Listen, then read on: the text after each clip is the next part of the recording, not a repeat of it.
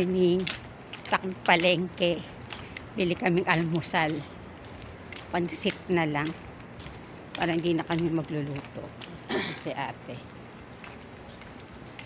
lakad kami papunta doon. Alas 4 pa lang, ang aga-aga naming natulog, kaya napakaaga namin nagising. 4 o'clock pa lang kumain na kami ng hapunan. Tapos natulog na tayo pagkatapos. Tapos nakatulog na kami hanggang mag-umaga na. Hindi na kami makabalik ng tulog. So ngayon guys, yung aking third cycle ng chemotherapy. Ito muna kami ng para makakain muna kami. Ganito dito, napakatahimik kasi sobrang aga pa.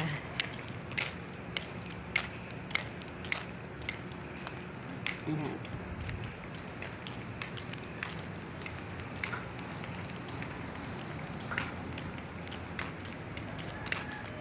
Pero parang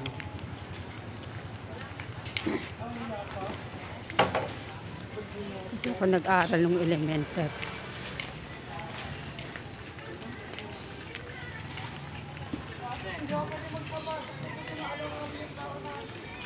Palengke na kami.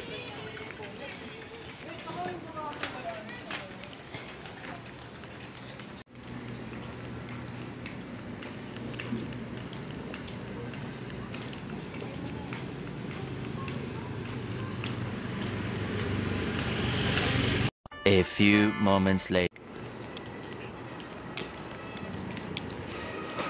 Pauwi na kami. Yung aming bakit may nagpapaputok dito? street, San Wico Street.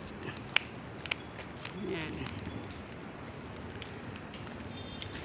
Yung mga kamag-anak namin yan.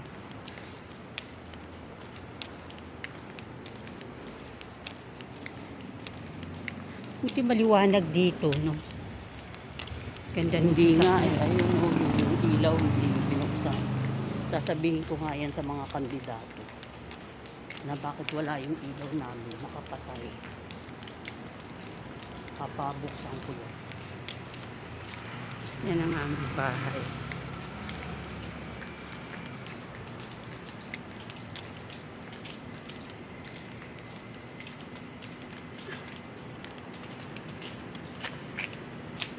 Hanggang doon niya sa 4th floor.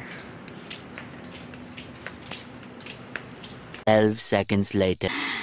Pansit bihon, boiled egg, ayan, at aming pong pandesal. Pero syempre tayong palaman dito, cheese whiz. Ayan, kain tayo. Kain tayo guys. Super aga pa.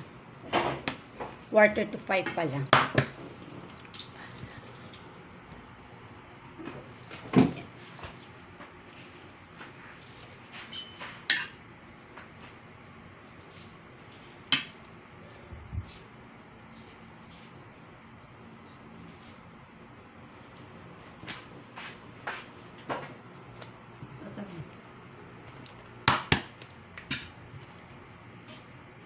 Kasi ayaw mo nung dilaw, di ba?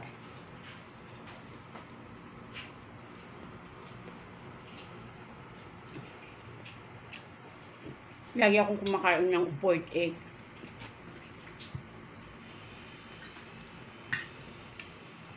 Kasi hindi na ako nang gagatas.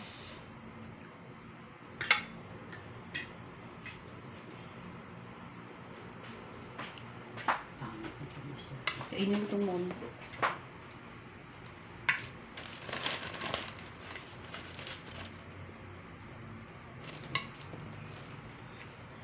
After Morning.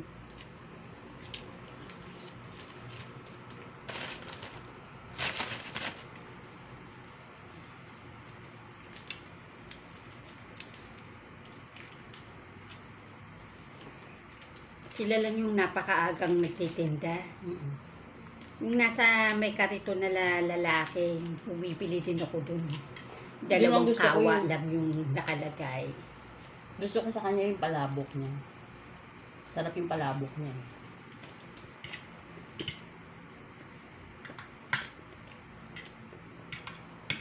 Dun sa binibili natin dun sa dulo, mahal sa kanila 40. Sila lang banda rito yung 30. Dun sa ano ni ba yun? Ni Kalasi ni Pamela. Sino yun? Lori? Dati dun ako nabili ng pansit. Kaya lang may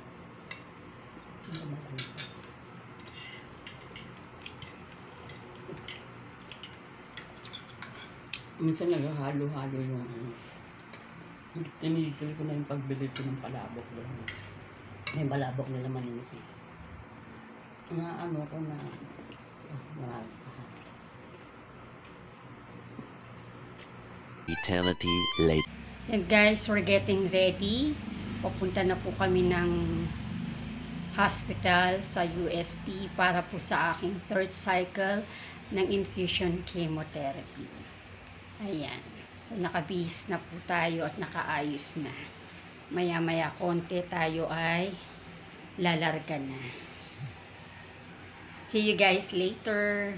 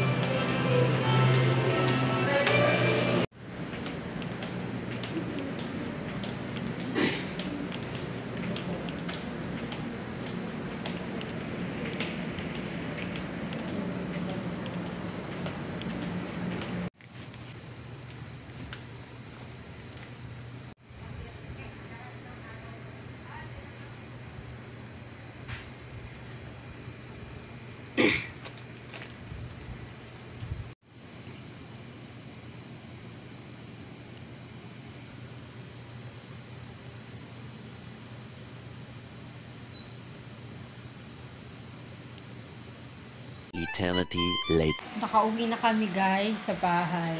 So, hindi natuloy yung aking pong third cycle ng infusion chemotherapy. Today, na-move siya ng Wednesday. Kasi may nakitang